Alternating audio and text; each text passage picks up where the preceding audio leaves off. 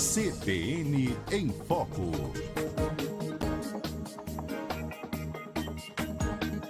Apresentação: Carlos Andreasa e Marcela Lorenzeto. Bom dia, meus amores, CBN em Foco no ar.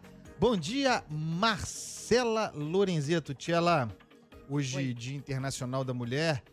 Se houvesse alguma dúvida, gostaria de registrar aqui a minha alegria, o meu orgulho, a minha honra em dividir esse programa, a condução desse programa, em trabalhar com você, Marcela Lorenzeto. Bom dia. Andreasa, que fofo. Muito obrigada, viu? É um prazer dividir com você essa bancada.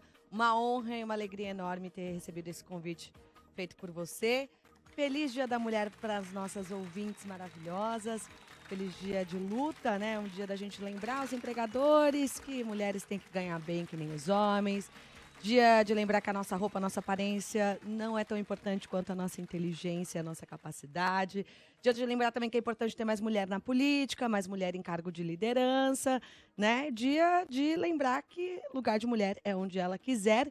E por falar em mulheres especiais e espetaculares, a gente vai para Brasília com uma mulher espetacular que está com a gente aqui todo dia, né? Muito nos honra trabalhar, ter aqui, faz parte desse programa, parte fundamental desse programa, a grande Thaisa Oliveira.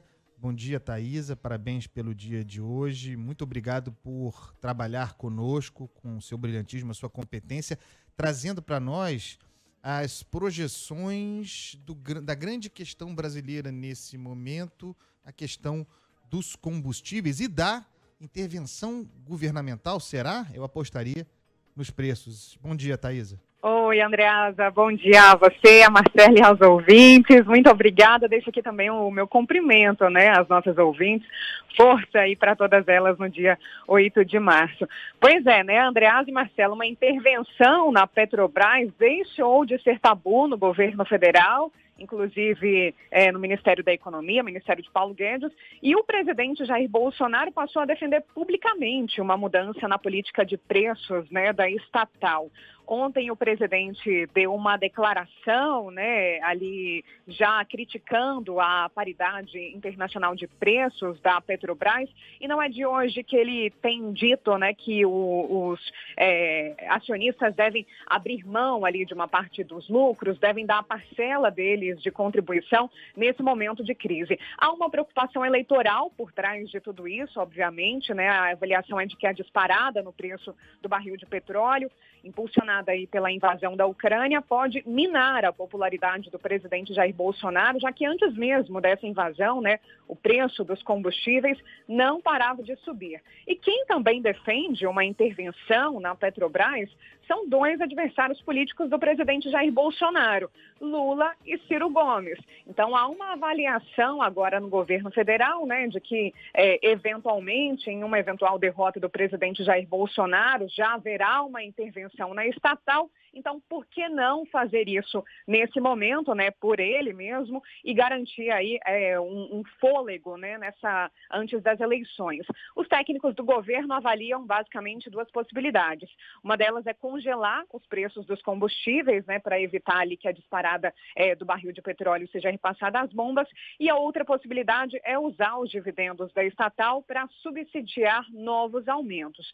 Ontem, então, Bolsonaro criticou a paridade de preços, disse que existia uma lei errada lá atrás, né, embora a paridade tenha sido implementada em 2016 pelo governo Michel Temer, não por uma legislação, e que o governo estaria ali discutindo uma solução que não provoque nenhum sobressalto no mercado.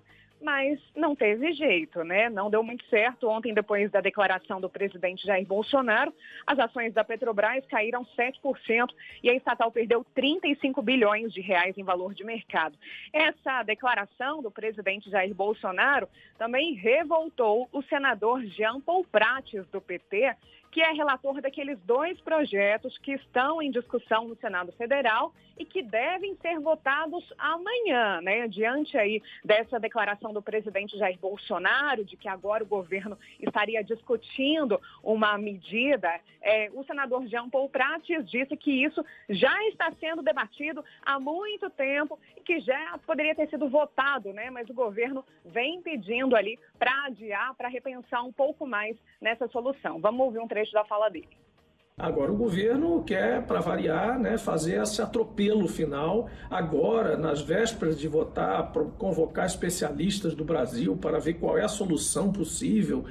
Me parece uma coisa de um governo que não sabe o que fazer, não sabia o que fazer, alegava que não podia fazer nada até ontem, anteontem, e agora, de repente, reconhece que o PPI é um erro, reconhece que a Petrobras distribuiu dividendos demais. Pois é, né? PPI é essa política de paridade, né, de preços aí de importação da Petrobras. Há um movimento, né, também junto ao Senado, porque, como eu disse, há a previsão de que esses projetos sejam votados amanhã. E desde a semana passada, o governo federal tenta incluir ali a desoneração de PIS/COFINS sobre o diesel em um dos projetos que estão sendo relatados, né? O Ministério da Economia calcula ali que essa medida, né, teria um impacto de cerca de 60 centavos por litro nas bombas. Então, uma redução de 60 centavos no preço do diesel, ao custo de 18 bilhões de reais para os cofres públicos. Na semana retrasada, quando havia previsão de votar, né, esses projetos, Jean Paul Prates chegou a um acordo ali, né, uma emenda da senadora Soraya Tronic, chegou a um acordo para, de fato, incluir isso, mas como os projetos não foram votados, ele diz que isso está na estaca zero agora, né? Que haverá uma nova negociação amanhã com o governo, já no plenário do Senado. E esse martelo deve ser batido nos próximos dias, a possibilidade, inclusive, né, de que essa medida seja definida ainda hoje. A Petrobras confirmou há pouco que o presidente, general Silva Luna, vem para Brasília hoje para participar de reuniões com o governo federal a respeito do preço dos combustíveis. Andreasa e Marcela.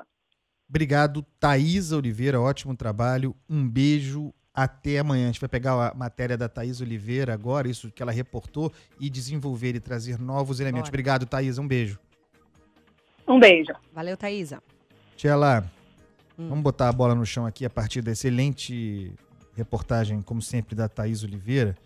Vamos lá. Para lembrar, é preciso lembrar, bom, a gente vai aqui registrar as possibilidades mencionadas pela Thaisa Oliveira para conter o preço dos combustíveis. São algumas. Mas é preciso botar antes a bola no chão para lembrar que não é novidade Jair Bolsonaro intervir na Petrobras. Já intervém faz tempo. Ou nos teremos esquecido do episódio que culminou na queda do antigo presidente Roberto Castelo Branco. O presidente, publicamente, com impactos no mercado, pediu a cabeça do presidente da Petrobras em função da política de preços da companhia.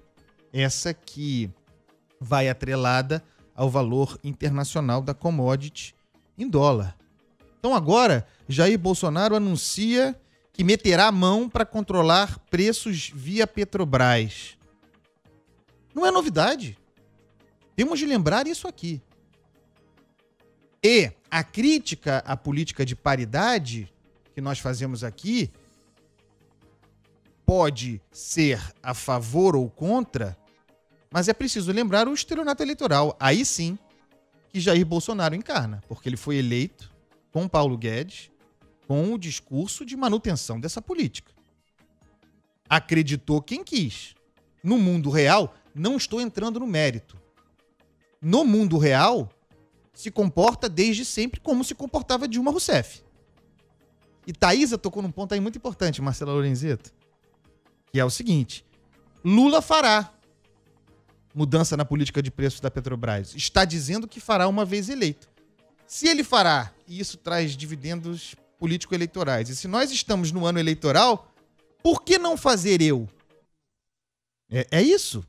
Toda a intervenção de Jair Bolsonaro, a ânsia por intervir no preço do petróleo de Jair Bolsonaro deriva de cálculo eleitoral. Agora sim, as possibilidades de intervenção no preço dos combustíveis citados por Thaís Oliveira. Ou melhor, as duas possibilidades que estão na ordem do dia. A criação de um subsídio com dividendos da Petrobras, aquilo de que tratamos ontem em detalhes, e a novidade, surgiu agora, uma espécie de novo bode na sala. Novo bode na sala. A intervenção direta na política de preços da estatal. A primeira opção, a do subsídio, seria possível a partir do bom resultado obtido pela Petrobras no ano passado. Como já falado aqui, o lucro ultrapassou 106 bilhões e em dividendos a União tem direito a receber cerca de 37 bilhões. E aí seria um subsídio por algo como de 3 a 6 meses, ou seja, o governo deixaria de ver esses dinheiros dos dividendos entrando no caixa do Tesouro, esse dinheiro sendo usado para subsidiar a manutenção assegurada do preço. Não deixa de ser uma intervenção. Não deixa de ser um tipo de intervenção para controle de preço. Só que diante da outra proposta, diante da proposta de intervenção brusca da Petrobras, a Petrobras congelando os preços e arcando a companhia com o prejuízo, diante dessa hipótese que surgiu ontem, essa sendo a hipótese bode na sala, a proposta do subsídio fica até boa. A gente fala, olha, de repente até uma boa esse subsídio. É a lógica de que tratamos aqui todo dia. E aí é o seguinte, vejam que o ministro Paulo Guedes é contra. Ele é sempre contra a proposta mais radical. Está lá para isso. Mas continua no governo. Perde todas, mas continua no governo. Então assim, a proposta radical era a PEC Kamikaze, sou contra. Aí a coisa mudou. Aí agora surge a ideia da Petrobras controlar o preço, entubando o prejuízo. Sou contra. Aí busca-se a solução intermediária, no caso a do subsídio, e ele dirá, tá lá para isso. Viu como eu sou importante? Não fosse pela minha presença, seria a solução pior. E assim nós vamos e o pessoal vai se enganando com esse discurso. Mas não dá para ser a favor de controlar o preço. Fundamento, conceito. Não dá para ser a favor de controlar o preço do petróleo na canetada, por meio de intervenção e liberal ao mesmo tempo. Ou uma coisa ou outra. Não tem outro argumento. Qual é o compromisso agora de Paulo Guedes? Com a reeleição de Jair Bolsonaro. Está trabalhando para a reeleição de Jair Bolsonaro.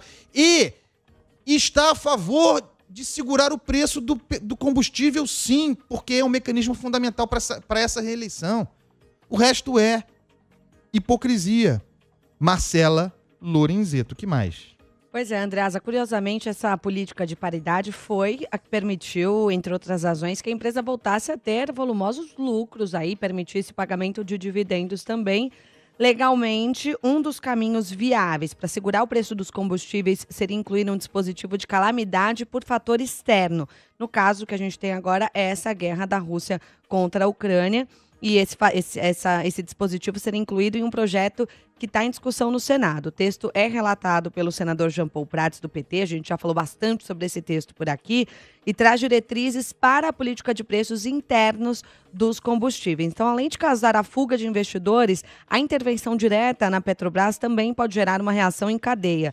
O Instituto Brasileiro do Petróleo e Gás afirma que a capacidade de refino do Brasil não atende à demanda nacional. De 15% a 20% da demanda é atendida com a importação. Se mantivermos esses preços artificiais, não tem sentido para essas empresas importar mais caro para vender mais barato, e com a menor oferta haveria aumento de preços nos postos de qualquer forma. E vale lembrar também, né, Andreasa, que muitos especialistas dizem que mesmo com essa intervenção, com esse fundo para esse subsídio para a gasolina, para o diesel, para outros combustíveis, na bomba o resultado nem vai ser tão grande assim, né? Exatamente. Impacto fiscal, queda na arrecadação e pouco benefício, se não eleitoral, para Bolsonaro. Nenhum benefício ou pouquíssimo benefício para o cidadão. Agora veja isso aqui, Tchela. Importante registrar. O último reajuste de preço, né, pela Petrobras foi anunciado em 14 de janeiro. Que dia é hoje? 8 de março. Em tese, sendo que o preço do barril disparou desde então e a defasagem atual no preço é de cerca de 30%, em tese, já está acontecendo o controle de preços. A Petrobras já não está repassando o aumento do valor para os combustíveis. A Petrobras já está arcando com esse prejuízo. O que se está tratando agora, a partir da guerra, como pretexto, é de uma maneira de formalizar isso. Para encerrar, até para chamar a atenção do pessoal do mercado, que está apoiando ainda a reeleição de Jair Bolsonaro. Cada um sabe onde aperta o seu calo. Tenho nada a ver com isso. Vocês sabem o que fazem. Mas olha a fala do presidente ontem. Só para botar essa bola no chão. Agora tem uma legislação, a que cria paridade, né? Errada, feita lá atrás, que você tenha paridade com o preço internacional, ou seja, o que é tirado do petróleo leva-se em conta o preço fora do Brasil. Isso não pode continuar acontecendo. O presidente está aqui explicando por que fará a intervenção. Estamos vendo isso aí sem mexer, sem nenhum sobressalto no mercado. Está dizendo que fará a intervenção, mas avisa que não terá nenhum sobressalto no mercado. Terá, já está acontecendo. Da mesma forma que ele falou que era preciso trocar o presidente da Petrobras e que não haveria sobressalto no mercado, e houve. Outra fala, leis feitas erradamente lá atrás, aqui atrelaram o preço do barril produzido ao preço lá fora. Esse é o grande problema. Nós vamos buscar uma solução de forma bastante responsável. Está aterrando a política de preço atual da Petrobras. Não há outra interpretação para isso. Goste ou não. Tem gente que acha que tem que ser assim. O nosso ponto aqui não foi com esse discurso que foi eleito. Estelionato eleitoral, óbvio, Marcela Lorenzeto. Andreasa, vamos para o intervalo, a gente volta já. CBN em Foco. Apresentação: Carlos Andreasa e Marcela Lorenzeto. Estamos de volta, meus amores. Este é o CBN em Foco. Marcela Lorenzeto, o que faremos agora? Bom, a gente vai voltar a falar, sobre a guerra entre Rússia e Ucrânia, atenções voltadas para a Ucrânia, que foi invadida pela Rússia, palco de uma grande crise humanitária de refugiados e também de situações que impactam diretamente aqui no Brasil. A gente vai conversar hoje com o cientista político, professor do Departamento de Relações Internacionais da Universidade do Estado do Rio de Janeiro, a UERJ, professor Maurício Santoro, está aqui conosco hoje. Bom dia, professor, obrigada pela atenção. Bom dia, Marcela, como vai? Bom dia, Andreasa. Professor, uma satisfação muito grande conversar com o senhor novamente, sempre com análises brilhantes. E eu queria tentar ser otimista aqui, talvez ingênuo, em busca de uma esperança para um cessar-fogo nesse conflito. Eu falo isso a partir da projeção de um encontro entre os chanceleres de Rússia e Ucrânia, possibilidade de que aconteça isso na quinta-feira, pela primeira vez, a meu ver, com uma pauta concreta e factível, né, do que seriam as exigências da Rússia. Aqui não vai, pelo amor de Deus, a concordância com as demandas, mas a ideia de que existe uma pauta, existem demandas que são factíveis no terreno da negociação. Quais sejam para o cessar-fogo, compromisso da Ucrânia não entrar na OTAN, depondo armas e adotando uma postura de neutralidade, reconhecendo a situação da Crimeia e também a independência daquela região do Donbass ali conflagrada. Enfim, professor, é otimismo meu achar que se tem aí um passo concreto? Bom, Andreasa, diante da brutalidade que nós estamos vendo nas últimas 2 semanas, acho que todos nós estamos em busca de algum grão de otimismo e de esperança. Eu não estou realmente com uma perspectiva muito favorável com relação a essas negociações. As demandas da Rússia são muito grandes e para muitos ucranianos elas são inaceitáveis, em particular porque o resultado da guerra até agora tem sido relativamente favorável para os ucranianos. Eles têm conseguido segurar as ofensivas russas, os russos não capturaram ainda nenhuma das grandes cidades ucranianas. Então, apesar de todo o sofrimento, toda a destruição, politicamente os ucranianos estão numa situação que lhes é um tanto favorável. Acredito que o que nós podemos esperar de melhor pelas próximas horas é o estabelecimento de corredores humanitários e talvez de um cessar-fogo que permitam a evacuação de civis das duas grandes cidades ucranianas que estão sob cerco russo, a capital, Kiev, e Kharkiv, que é a segunda maior cidade. E só para dar aqui uma comparação para os nossos ouvintes brasileiros, né, Kiev tem mais ou menos o tamanho de Salvador ou de Belém, 2 milhões de habitantes, e Kharkiv, 1,5 milhão de habitantes, mais ou menos o tamanho de Porto Alegre. São cidades muito grandes, né? Imagina metrópoles desse porte sob bombardeio aqui no Brasil. Professor, falando sobre essa retirada de civis, né, eu queria entender melhor o que são esses corredores humanitários que a gente tem falado bastante depois dessas negociações diplomáticas entre Rússia e Ucrânia, e qual que é a importância disso nesse momento do conflito? É uma ótima pergunta, Marcelo. Esses corredores são basicamente uma determinada zona geográfica onde os exércitos em conflito acordam que não haverá ataques, não haverá nenhum tipo de ação armada, exatamente para que se possa permitir essa evacuação dos civis sem que eles corram o risco de sofrer um bombardeio, de ser vítimas de uma bomba. Então, isso é algo que acontece em várias outras guerras, em várias outras crises. Na Síria, por exemplo, ocorreu em vários momentos. Mas, para que esses corredores sejam efetivos, tem que haver a concordância, nesse caso, tanto da Rússia quanto da Ucrânia, né? Já houve essa tentativa algumas vezes nas últimas 2 semanas, mas até agora isso não foi bem sucedido. E por que esses corredores são particularmente importantes no momento que a gente está vivendo na guerra? Quer dizer, o número de refugiados ucranianos em menos de 2 semanas está se aproximando dos 2 milhões. Já é uma das piores crises de refugiados do mundo. Se a gente olhar outros países, só o Afeganistão, a Síria, a Venezuela e o Sudão do Sul têm mais refugiados do que a Ucrânia nesse momento. E como esse número está muito grande e se acumulando muito rápido, as filas nas estações ferroviárias, as filas nas barricadas para sair da cidade estão muito grandes, né? Então isso também causa um risco maior de que haja, por exemplo, ali um ataque aéreo contra esses civis e a gente tenha um massacre, uma tragédia humanitária. Professor,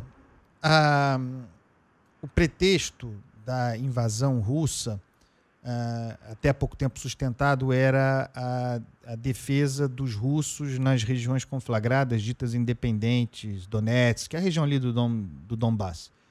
Mas a Rússia está voltada para o controle de Kiev e também domina outras regiões portuárias importantes. É possível, nessa altura, à luz do que parece se colocar na mesa de negociação, é possível dizer o que a Rússia quer ou com que a Rússia se contentaria nesse conflito? O que nós estamos vendo desde o início dessa crise é uma mudança gradual das demandas apresentadas pelo governo Putin. No início, eram demandas muito mais ambiciosas do que essa que hoje estão na mesa das negociações. Houve vários momentos nos últimos anos em que as falas do presidente russo questionavam, inclusive, o próprio direito da Ucrânia de permanecer como um país independente. O Putin dizia que a Ucrânia era uma região da Rússia e não formada por um povo separado. Agora, com essa situação mais difícil para os russos no campo de batalha, essas demandas se reduziram, mas elas ainda são muito altas. Se a Ucrânia aceitasse essas reivindicações por parte do governo Putin, ela perderia territórios muito importantes, ela perderia a sua capacidade de autodeterminação, de escolher fazer parte de uma aliança militar ou de ingressar eventualmente na União Europeia. Quer dizer, seriam preços muito altos para a Ucrânia. E no momento em que há uma oposição internacional tão forte à Rússia, que o custo econômico dessa guerra para o Putin já é muito alto. Com toda a probabilidade, a economia russa vai entrar numa recessão severa em 2022, correndo risco, inclusive, de hiperinflação. Professor, a gente tem mais um minutinho. Eu queria fazer uma pergunta para o senhor com relação à estratégia de Vladimir Putin. O senhor enxerga uma mudança nessa estratégia das tropas russas, uma tentativa até de forçar uma rendição ou ainda de tentar converter, digamos assim, essa população ucraniana para o lado russo, justamente com esse fechamento do cerco ali nessas cidades chaves da Ucrânia? O que eu vejo é uma tentativa quase desesperada dos russos de obter 2 vitórias militares importantes, né, em Kiev, Kharkiv e talvez Odessa também, o que daria para eles uma força política muito maior para pressionar o governo ucraniano, para negociar um desfecho favorável para a guerra. Mas até agora, os combates têm ido mal para a Rússia. Em quase 2 semanas de guerra, eles têm muito pouco para apresentar em termos de vitórias. E politicamente, a Rússia está hoje muito pressionada, muito isolada, diante da União Europeia, dos Estados Unidos e de vários outros países. Maurício Santoro, cientista político, professor do Departamento de Relações Internacionais da UERJ, da Universidade Estadual do Rio de Janeiro. Professor, muito obrigado. É um prazer sempre ouvi-lo. As portas do CBN em Foco abertas sempre para o senhor. Um abraço. Muito obrigado, Andreasa. O prazer é meu. Obrigado, Marcelo. Bom dia. Obrigada, professor. Bom dia para o senhor. Andreasa, no horário, em ponto, hein? Não há tempo para mais nada. Estou muito preocupado com isso, Marcelo Lorenzeto. Eu tô pouco rebelde. Eu já fui mais rebelde, Marcelo Lorenzeto. Um beijo. Até amanhã. Amanhã tem mais. Beijo, até. CBN em Foco. Apresentação: Carlos Andreasa e Marcela Lorenzeto.